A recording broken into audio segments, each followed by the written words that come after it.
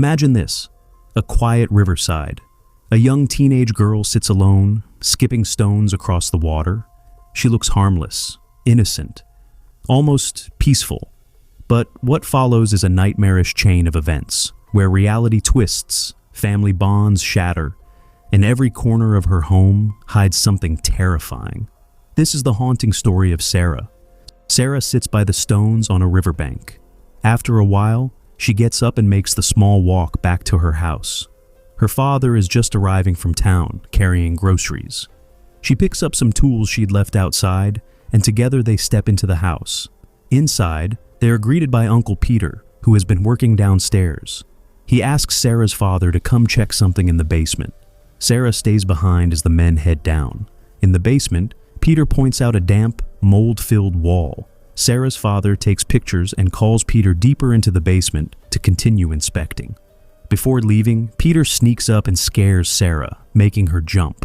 They both laugh, but when he genuinely asks how she's doing, Sarah admits she's only okay. Then he's called away again. A knock comes at the door. Sarah opens it to find Sophie, a long-lost childhood friend. Sarah barely remembers her, but Sophie smiles warmly and asks to hang out. They chat on the porch. Sophie promises to return later and leaves. Sarah heads back inside, just as her father and uncle return from the basement, bickering as usual. Peter announces he's going into town for supplies. Her father goes back downstairs. Sarah offers to help, but he refuses. Another knock comes. She checks, but no one is there. Moments later, something upstairs rumbles and falls. Her father rushes to check, and Sarah follows. They search the rooms. Nothing.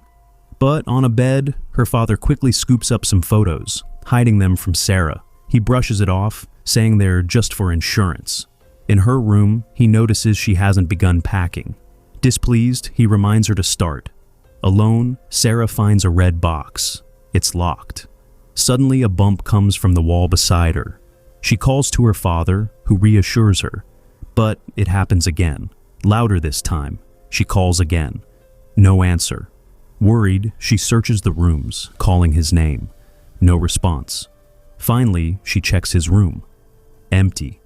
As she turns to leave, the door slams shut behind her. She drops her light and bolts downstairs, screaming. She rushes to the front door, frantically pulling away stacked boxes. But the door is locked with a heavy padlock. She tries the windows, all barred with thick planks, not even sunlight breaking through. Then she hears it. Footsteps from upstairs, getting closer. Panicked, she hides under the dining table. A man looking eerily like her father descends the stairs. He circles the table slowly, then drags her out. Sarah screams and runs. She locks herself in her room, barricading the door with a cupboard. She searches for an exit, but every window is sealed.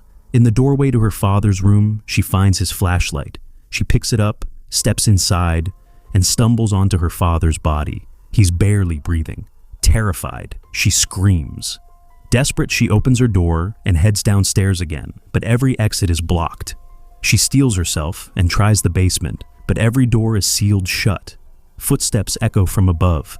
She hides in a side room, trembling, muffling her breath. A figure passes by in the hall. Once it's safe, she continues searching.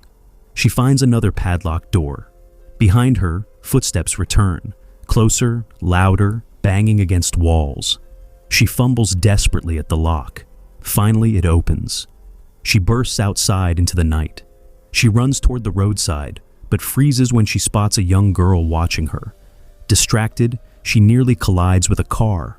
Behind the wheel is Uncle Peter, returning from town. He sees her bleeding wrists and blood-stained clothes. Shocked, he loads her into the car. But when he drives back toward the house, Sarah panics. She's certain he doesn't believe her. He locks the car doors, arms himself with a gun, and goes inside. Sarah, left alone in the car, trembles. Then she hears it, the trunk unlocking. She doesn't notice until the boot hangs open. Heart racing, she sees something ahead that terrifies her. She bolts back into the house, screaming, slamming the door behind her. Inside, she stumbles into her uncle, who nearly shoots her in surprise. She explains the trunk was left open. He swears he never touched it. Realization hits, someone else did. They decide to stick together. Their plan? Find her father and escape.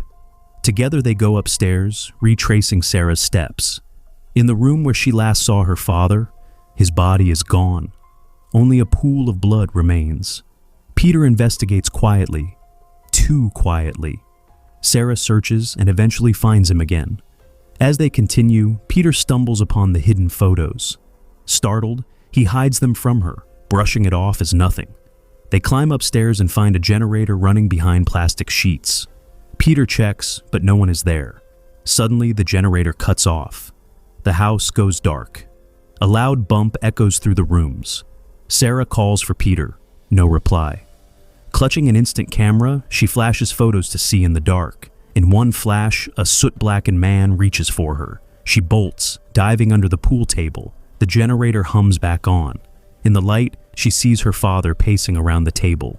She whispers from her hiding spot, confused and terrified. Then her father leaves. With a young girl sitting at the table, another man follows. Sarah stares, bewildered. Moments later, yet another man drags Uncle Peter's body across the floor. Sarah realizes she isn't safe here either. She flees, hiding under her own bed, then dashing into the bathroom and locking the door. But when the lights flicker on, she sees a horrifying sight. A young girl bathing in a tub filled with blood.